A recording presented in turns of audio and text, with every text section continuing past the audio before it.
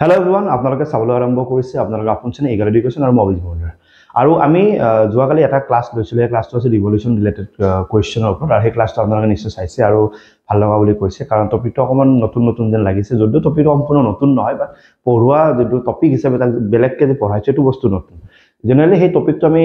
Main টপিকৰ লগত পঢ়ো কেতিয়াবা সাৰ্কুলাৰ লগত পঢ়ো কেতিয়াবা সিলিন্ডাৰৰ লগত পঢ়ো কিন্তু তাক সেপাৰেটকে পঢ়ুৱাটো নহয় একচুৱেলি আৰু এনেকুৱা কন্টেন্ট খুব কম আছে চাগে ইউটিউবত গতিকে তাক অকমান সেপাৰেট কৰি দিছো যাতে ল'ৰা ছোৱালীসকলে সেই বস্তুটো বেলেগকে পঢ়ি থৈ দিয়ে কাৰণ যাতে ৰিভলিউচন শব্দটো দেখি হলে তেওঁ গম পায় যে আমি এই টপিকটোৰ ওপৰত জানো বা আমি এই টপিকটোৰ ওপৰত শিকিছো গতিকে তাৰে যোৱাকালি আমি যেটো পাৰ্ট শিকিছিলো সেই পাৰ্টটো আছিল টু ডাইমেনশনাল বুলি ক'লে যত আমি সাৰ্কুলাৰ ওপৰত আমি গুটি ৰিভলিউচন শব্দটো কেনেকৈ ব্যৱহাৰ হৈছিল তো সাৰ্কুলাৰ ওপৰত কেনেকৈ তাৰ ইউজেস কেনেকুৱা আছিল তাৰ লগত কি সম্পৰ্ক আছে ৰেডিয়াছৰ কি সম্পৰ্ক আছে বা কিমান ডিসটেন্সৰ কি সম্পৰ্ক গুটেইখিনি আমি যোৱাকালি পঢ়িছিলো আজি আমি আগবাঢ়িব বিচাৰি যে সেকেন্ড পাৰ্টত বিশেষকৈ মই আপোনাক কৈছিলো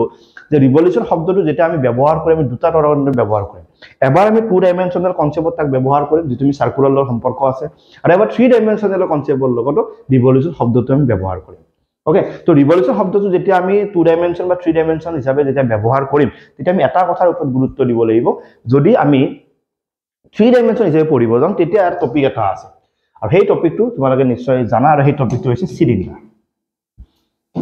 ওকে সিলিন্ডাৰ যোনটো টপিক যাক আমি বেলন বা সুঙা বুলি কওঁ সেই সিলিন্ডাৰ টপিকটো আমি থ্ৰী ডাইমেনশনৰ কনসেপ্টটো পঢ়িব লাগিব ঠিক আছে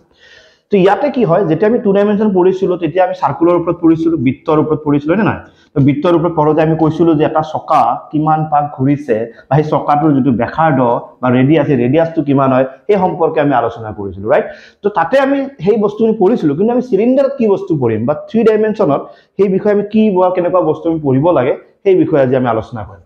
প্ৰথম কথা হ'ল যেটা থ্ৰী ডাইমেনশনত আমি সিলিন্ডাৰৰ ওপৰত কথাটো পাতিব যাম তুমি চাগে জানা যদি এটা সিলিন্ডাৰ থাকে ওকে এটা সিলিন্ডাৰ থাকে সিলিন্ডাৰৰ তিনখন সাৰফেস হয় এইখন সাৰফেস মানে পৃষ্ঠ মানে ইয়াৰ ওপৰত থিয় কৰাই থব পাৰি এইখন সাৰফেস ইয়াৰ ওপৰত থিয় কৰা আৰু এখন হৈছে সাৰফেস টোটেল ইয়াৰ সাৰফেস কিমানখন তিনিখন ঠিক আছে এই সাৰফেসখনৰ যেটো এৰিয়া সেই এৰিয়াৰ ফৰ্মুলা আছে পাই ইনটু r স্কয়াৰ এই সাৰফেসখনৰ যেটো এৰিয়া এই এৰিয়াৰ ফৰ্মুলাটো হৈছে পাই ইনটু r স্কয়াৰ আৰু মাজৰ যেটো পাৰ্ট সেই পাৰ্টটোৰ ফৰ্মুলা আছে 2 পাই r ইনটু h এই ফৰ্মুলাখিনি থেকে আপোনালোকে নিশ্চয় গম পায় বা জানে আপোনালোকে এনেকৈ কিছুমান বস্তু সব আপুনি ৰোলাৰ যদি দেখিছে ৰোলাৰৰ আগৰ যোনটো চকা সেই চকাটো আপোনালোকে নিশ্চয় দেখি তাকে ৰোলাৰ বুলিয়ে কয় ওকে আমি চকা বুলি কৈছো নহলে বহুতে বুজি নাপায় সেইটো দেখাৰ এনেকৈ হয় না আমি যে মাটি সমান কৰিবৰ কাৰণে লও যে হল সেইটো যেতিয়া মাটি সমান কৰিবৰ কাৰণে আমি এক যেটা ব্যৱহাৰ কৰো তেতিয়া এই যেখিনি পাৰ্ট এই পাৰ্টখিনি মাটি সমান নকৰে বা এই পাৰ্টখিনি মাটি সমান নকৰে মাটিটো যেটো সমান কৰিব এই পাৰ্টটোৱে সমান কৰে মানে ই যিমান পাক ঘূৰি থাকিব সিমানখিনি মাটি সমান হৈ গৈ থাকিব গতিকে এইটো চকাটো যদি এটা পাক ঘূৰিব হেতু আমি ওয়ান ৰিভলিউচন বুলি কওঁ এটো যদি এটা পাক ঘূৰিব তেতিয়া আমি তাক কি বুলি কওঁ ওয়ান ৰিভলিউচন বুলি কওঁ মনত থাকিব এই যোনটো পাৰ্ট এই পাৰ্টটো যদি এটা পাক ঘূৰিব এক পাক ধৰা ঘূৰালে তাৰ নামটো কি হয় ওয়ান ৰিভলিউচন আৰু যদি তুমি জানা সেই যোনটো পাৰ্ট আৰু এই পাৰ্টটো দুটা পাৰ্ট কি হয় হল এই গোটেই যোনটো পাৰ্ট আছে গোটেই পাৰ্টটোৰ ফৰ্মুলা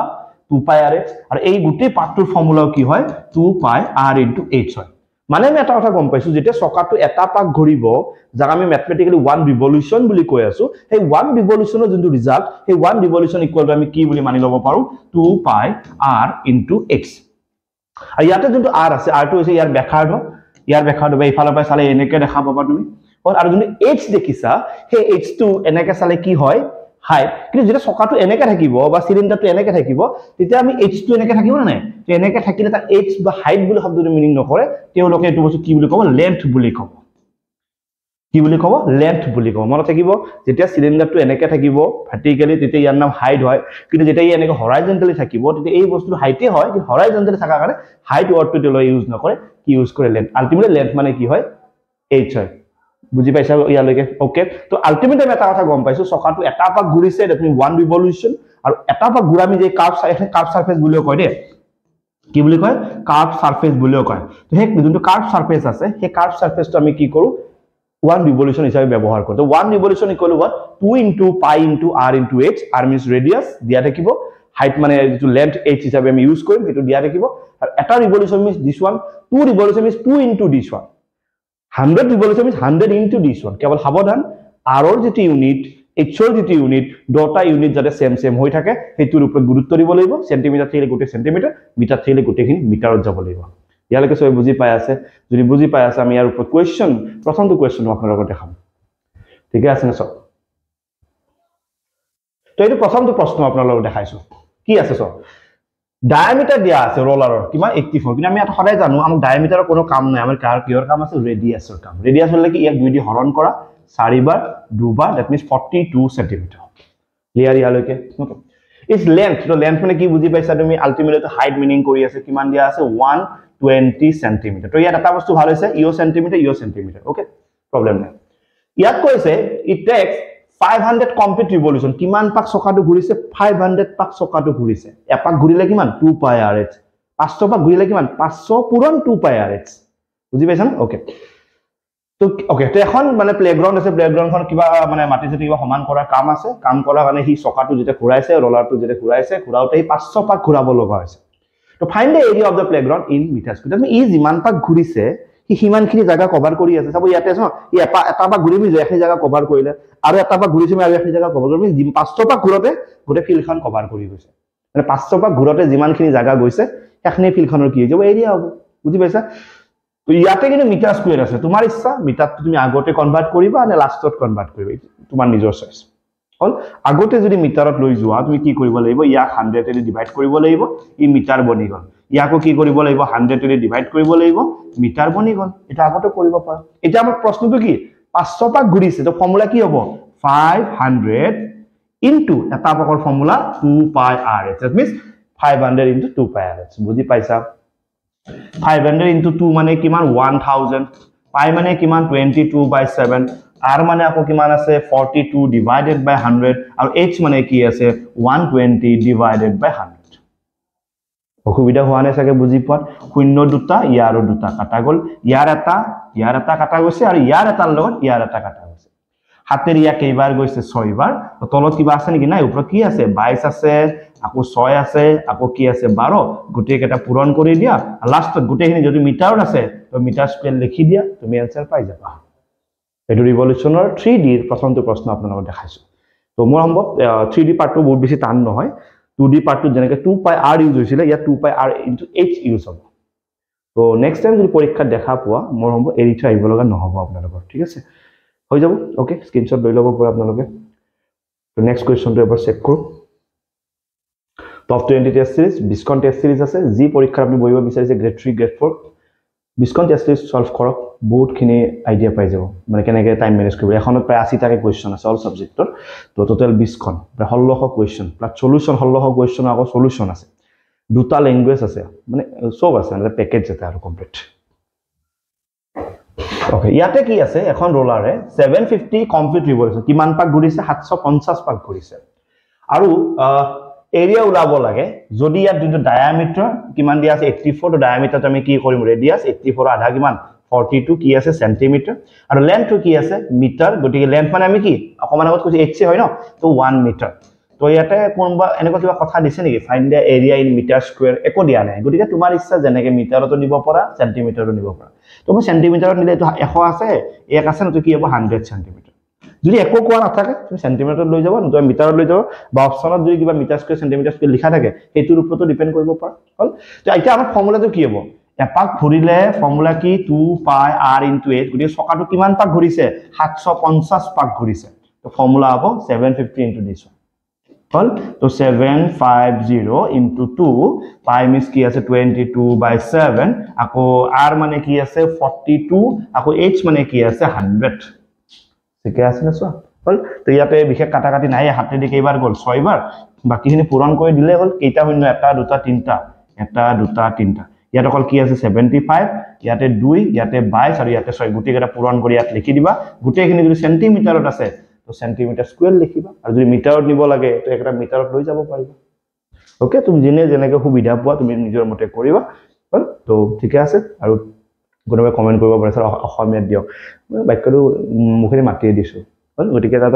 ইংৰাজী নাই গটিখিনি মই মাতিয়ে দিছো তথাপি এটা কমেন্ট আহে বৰ ভাল লাগে হেনেকুৱা কমেন্টটো ভাল লাগে সদায় কিছুমান বস্তু নাথাকা বস্তুটো খুব কমেন্ট আহে সাপোজ ইনা মই এটা ক্লাছ কৰিছো যে ইউটিউবৰ এটা ক্লাছ চালো মই কোনো কিবা এটা টপিক নকলো এই টপিকটো কমেন্ট আছে এইটো টপিক নালাগে নেকি এই টপিক নিদিয়ে নেকি এইটো বস্তু এটা অভ্যাস আৰু ছাত্ৰ ছাত্ৰীৰ একো নাই, এইটো বেয়া নহয় বাৰু, ভালেই হয়। এতিয়া ধৰি মই অসমীয়াত লিখা নাই, এনেকুৱা এটা কমেণ্ট আহি যায় আৰু অসমীয়াত নিদিয়ে নেকি, এইটো একো নিগেটিভ নহয়, মই এইটো বস্তু পজিটিভলি লওঁ, ভাল লাগে নথকা বস্তুটো যদি ষ্টুডেণ্টে বিচাৰে। অ'কে, বাকী তেওঁ বুজিও পাইছে, তেওঁ কুৱেশ্যনটো বুজিও পাইছে, মই অসমীয়াত গোটেই বুজাইও দিছোঁ, তাৰপিছত এটা মনত থাকে ন, কৈয়ে দিওঁ অসমীয়াত নিদিয়ে নেকি ছাৰ, তো this the part. Okay,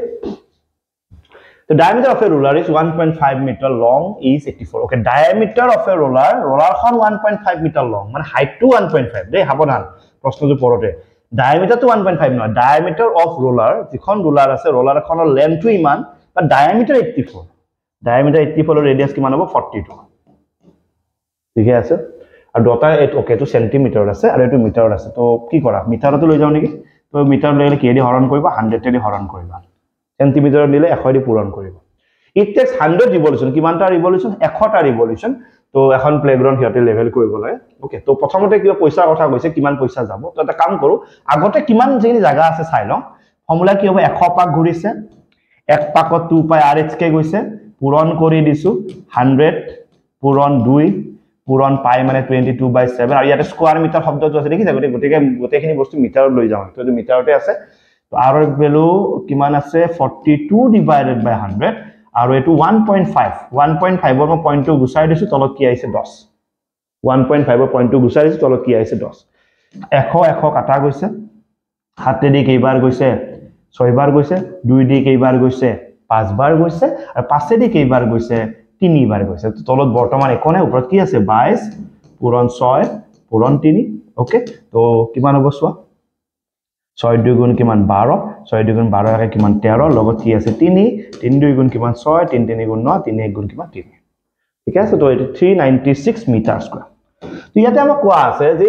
per metre স্কয়াৰত ইমান পইচা, মানে 1 মিটাৰ স্কয়াৰত কিমান পইচা যায় 50 পইচা। পইচাটো ওলাব পাৰা, ৰুপিটো ওলাব পাৰা, ৰুপিত যদি ওলা ডিভাইডেড বাই 100 কৰি দিবা, ৰুপিত হৈ যাব, ঠিক আছে। টোটাল কিমান আছে 396 মিটাৰ স্কয়াৰ, যাতে কিমান যাব 50 ইনটু 396 ৰুপিস পূৰণ কৰি দিবা, টোটাল পইচাটো পাই যাবা। আৰু পইচাখিনি যদি ভাবিছা না ৰুপিজৰ অপচনটো আছে, তো 100 ৰে ডিভাইড কৰি দিবা, ৰুপিছত কনভাৰ্ট হৈ যাব। ওকে, যদি বাইচান্স অপচনটো ৰুপিস থাকিব পাৰে, তো ৰুপিস থাকিলে 100 ৰে ডিভাইড কৰি দিবা, তো ৰুপিছত কনভাৰ্ট হৈ যাব। তো স্ক্ৰিনশ্বট লৈ লোৱা যদি বুজি পাইছা ধুনীয়াকৈ, স্ক্ৰিনশ্বট লৈছে। তো ইয়ালৈকে অসুবিধাটো পোৱা নাই আপোনালোকে, বুজি পাইছে ন, মানে কুৱেশ্যন টাইপটো এইটো টাইপত থাকিব, গোটেইখিনি কুৱেশ্যন এই টাইপটোতে আহিব, এনেকুৱা টাইপত থাকিব, গৰিবল আপোনালোকে বস্তুটো সিস্টেমেটিক বুজি পাবলৈ, ঠিক আছে। তো ক্লিয়াৰ আছে চাগে, অসুবিধা হোৱা নাই। ওকে, তো আৰু এটা কুৱেশ্যন আপোনালোকক অকমান বুজাই দিও, নিজে কৰিব পাৰিব। ডায়ামিটাৰ ইমান, তো ডায়ামিটাৰৰ ৰেডিয়াস কি হ'ব, তাৰে আধা 2 1 গুণ 2 2 2 গুণ 4 5 2 গুণ 10 সেন্টিমিটাৰ। লেন্থ মানে হাইট কিমান দিয়া আছে 140 সেন্টিমিটাৰ। হল, এবাৰ কিমান পাক ঘূৰিছে 500 পাক, তো ফৰ্মুলা কি হ'ব 500 ইনটু কিমান 2 পাই RH, হ'ব নে নাই? ইয়াৰ এনসাৰটো ওলাই ল'ব পাৰিব।